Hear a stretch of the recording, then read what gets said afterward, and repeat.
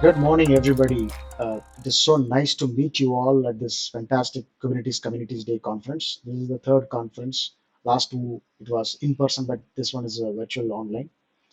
It is so nice to meet you all. I'm so pumped up after listening to keynote from our DIMS explaining the landscape and the bigger picture about Kubernetes. I can't wait to watch the rest of the topics for the day.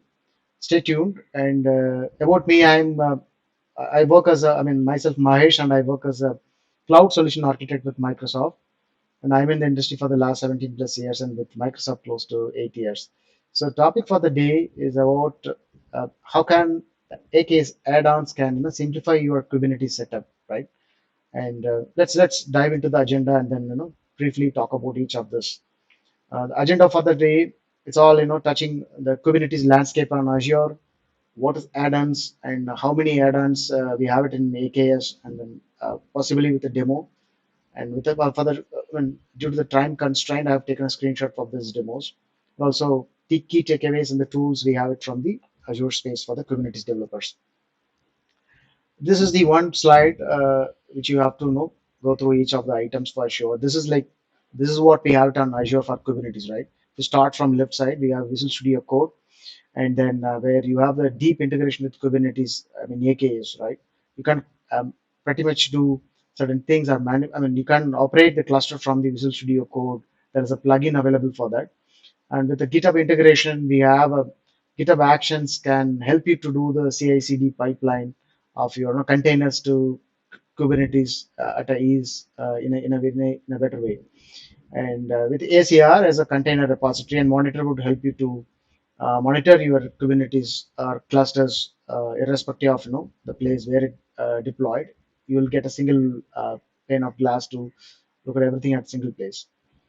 And in the platform side, we have Azure Active Directory integration, which is deeply integrated with AKS.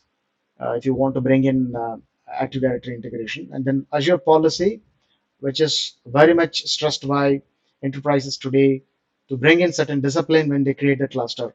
So it's a very good space to watch out. There are 700 plus Azure policies available today. Out of that, there are 40 plus is for Kubernetes. You can actually enforce this policy when someone from your development team is creating at your subscription, which is a nice thing, right? So the security center and key vault and advisor, which is all available at your disposal to leverage the security portion of your cluster. At the bottom of the stack, we have Azure Arc, which means that using the Azure Arc, you can manage the clusters running anywhere and everywhere, right? You can manage the cluster. It includes other cloud provider plus on-premise. So with Azure Arc, you'll be able to manage at single place. And that's a story about our Kubernetes on Azure. And if you talk community in specific, this is what Microsoft doing for the Kubernetes community. Since Kubernetes is becoming like an enterprise grade slowly, and it's getting matured. It's no more, it has been considered as a niche player, right? It's been seriously debated and discussed and brainstormed POC heavily for production workloads. So these are the some of the projects where Microsoft either it's part of it or started, initiated, driven for some time and hand it over to CNCF. The last one I see the gatekeeper, which I'm really feel that it's going to be massively adopted in most of the companies, which has got the open policy agent integration as well. And then some of the favorite topics like virtual kubelet, which we discussed in the 2019 Kubernetes Day conference at Infosys. And then the last year we discussed about Dapper, and I'm so excited to see many projects are coming up, and then it's helping the community in an immense way. And let's talk about how Kubernetes add-on as such, add-ons in AKS helping you to solve your business problems. The first add-on we are going to see, it's Application Gateway Ingress Controller. It's also called AGIC. It's a load balancer, L7 load balancer level ingress controller. The benefit it brings out, it is so immense that you can actually avoid having the nginx kind of an ingress running inside your Kubernetes cluster, whereas you can leverage the ingress options by taking the help of application gateway. which means that it will free up 50% of your compute resources from your existing Kubernetes size. So if you look at the diagrams where you see the left side is all the typical classic ingress controller, let's say Nginx or traffic running within your same Kubernetes cluster occupying the resources. If you see that there is a control services created for those individual parts, you also have to take care of the scaling of this part. So pretty much you have to do everything, and you also have a classic load balancer in the front, right? Whereas in the right hand side with the AGIC, the application gateway, it brings immense features like, it helps you to do the URL routing, cookie based affinities, or it helps you achieve this MTLS. Um, and I mean, the bunch of things it supports, it carries the classic application gateway features all the way to the Kubernetes world also. Now the best thing about application gateway, it avoids the additional hop introduced in middle, or it doesn't require to have a load balancer in the front or public IP, whereas application gateway can directly talk to the private IP of the pod. So it means that it improves or increase the latency. It improves the latency between the application gateway and then pod communication. So I highly recommend this AGIC as one of the matured ingress controller if you are considering for any of your production workload. Let's see how we can activate. It's so simple. If you look at the screenshot here in the portal, you can go to the network settings of the cluster, and then there is a checkbox here. Just enable the stick mark. It automatically provision the application gateway. If you do not have this gateway installed, otherwise you also can map the existing gateway, saying that this is going to my application gateway, which will be mapped to this cluster. So if you are provisioning for the first time, it will take 10 to 15 minutes. So there is a brief warning message saying that it will take 15 minutes to get created, but please be patient. It will be created in the backend so that you will see that coming up. So in the YAML file, if you are creating an ingress controller, ingress YAML file, you have to define this class with Azure/application gateway. You will find all these examples and samples of YAML syntax everywhere in the Microsoft documentation. And this is how I've tried out and then see it work very well. It is so neat, it's so simple with a few clicks, and you could be able to, I was able to do it. So the first command I say kubectl get ingress, you would see there is a couple of ingress controller.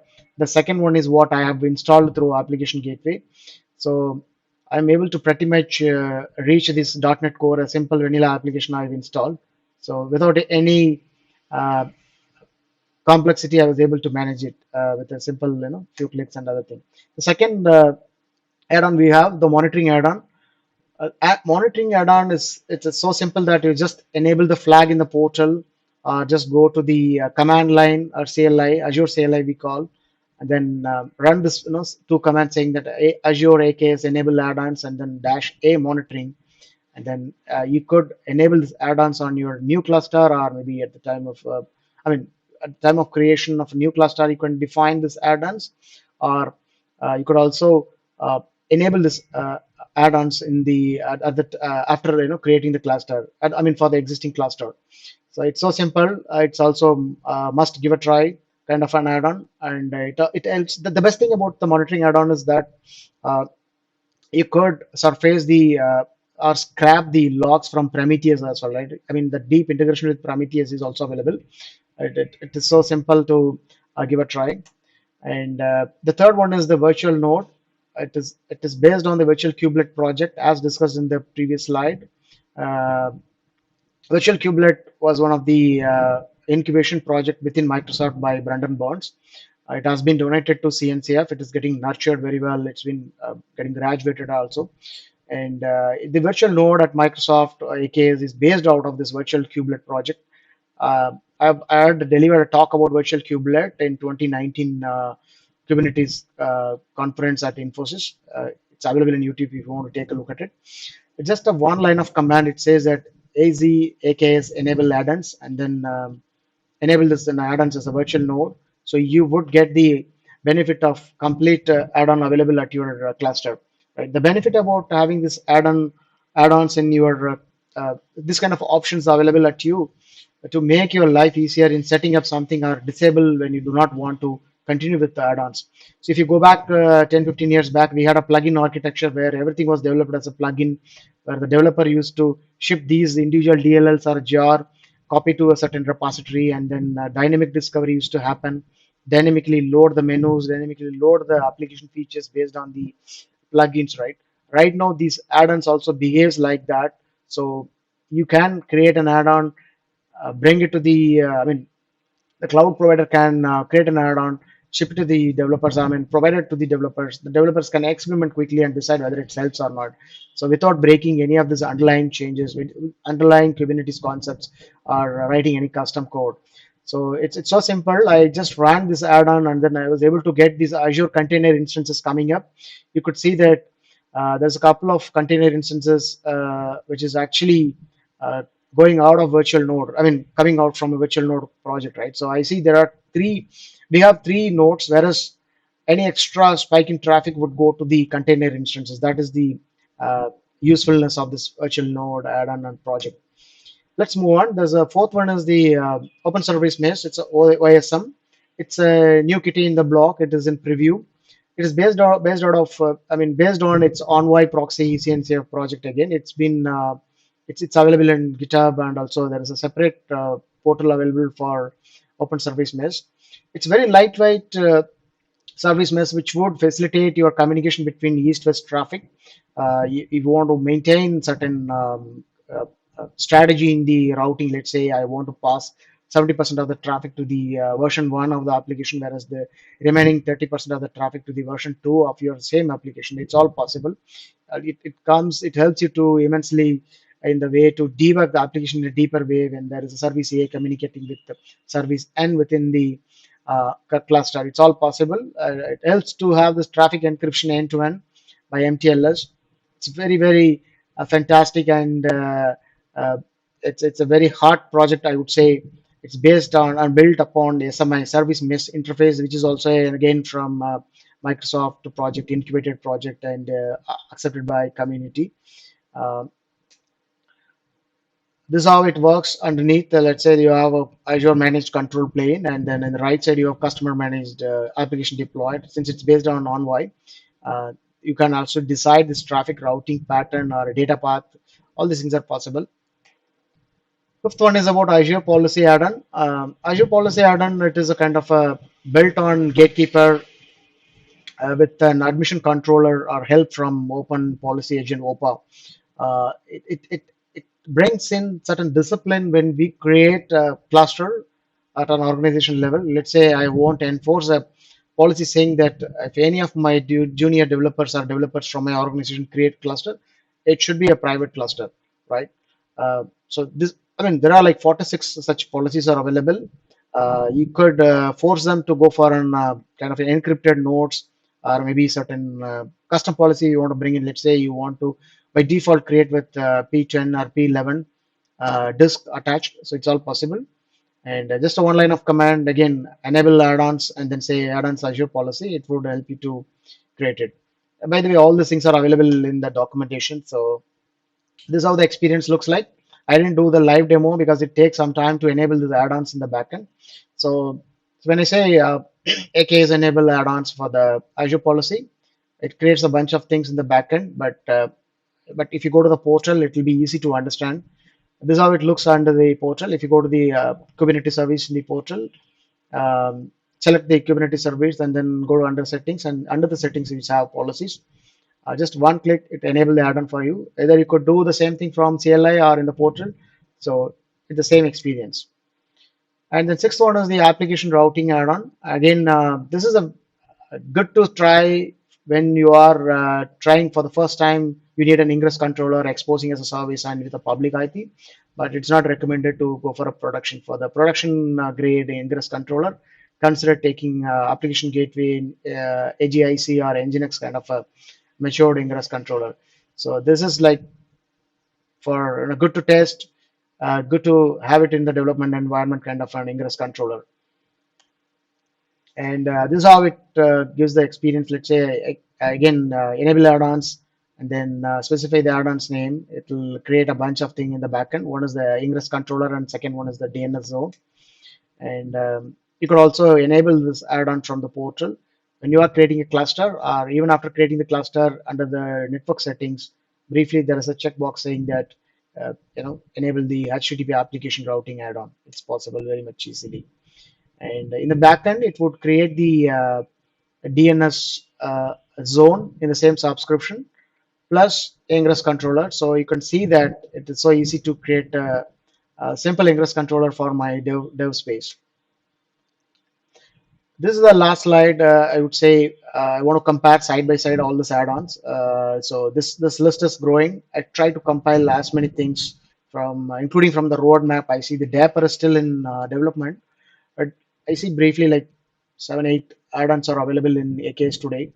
As we covered in order, AGIC was the first one. Um, okay, there is a typo in the first one. The AGIC actually mapped to. Okay, never mind. So second one is a monitoring. It helps to monitor as we see, and whether it's a production ready or not. Yes, it's all production ready. As in the column, I have tried to dig deeper. And the last one is about the Cube dashboard add-on, which has actually deprecated starting from 1.19 onwards. So only commands it, or there are few commands it work right now. I mean, you can go and disable the add-ons, but you cannot actually enable the add-ons. So otherwise, pretty much all other 1 to 6 is pretty much available to try it out. These are some of the AKS tools which you can actually go and leverage. It's available at your disposal. Azure Advisor within the portal, you get a ton of recommendation about better efficiency, how to optimize certain things under AKS. Security Center, it's a Sentinel. Sorry, the Security Center is it's been getting rebranded as a Sentinel, and also it has the tight coupling with the Defender. You would get a ton of metrics. Any security incident happens, you will get to know from the single place. And there's a cluster baseline. AKS cluster baseline is something like a defined set of architecture best practices created for you. Just search for AKS baseline architecture. You would get a GitHub link with a sample architecture to roll out or consider for your production workload. You'll have like briefly hub and spoke model. What are the things to have it in the hub and how you can actually have multiple cluster as a spoke, which I like it. So the baseline architecture is like just go and copy the same kind of a funda for your enterprise grade application. AKS diagnostics and AKS periscopes which help you to troubleshoot certain issues. It's all available at the portal or some of the GitHub is also GitHub has got a periscope related details. And VS Code extension and best practices. Definitely the day one best practices would be different than day two. The day two complexity is always different. So the documentation has got a bunch of details about what are the best practices for day one Kubernetes and day two Kubernetes. So just take a look at it. So as we near closing the slide and we see there's a bunch of community things happening, just take a look at it. This brings my last topic, or maybe the end of conference talk here. And if you want to reach out to me, you can connect to me or Twitter, and I'll try to share the slide deck.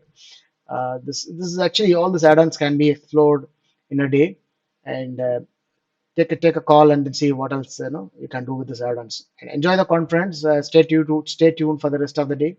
Thank you so much. See you then. Bye.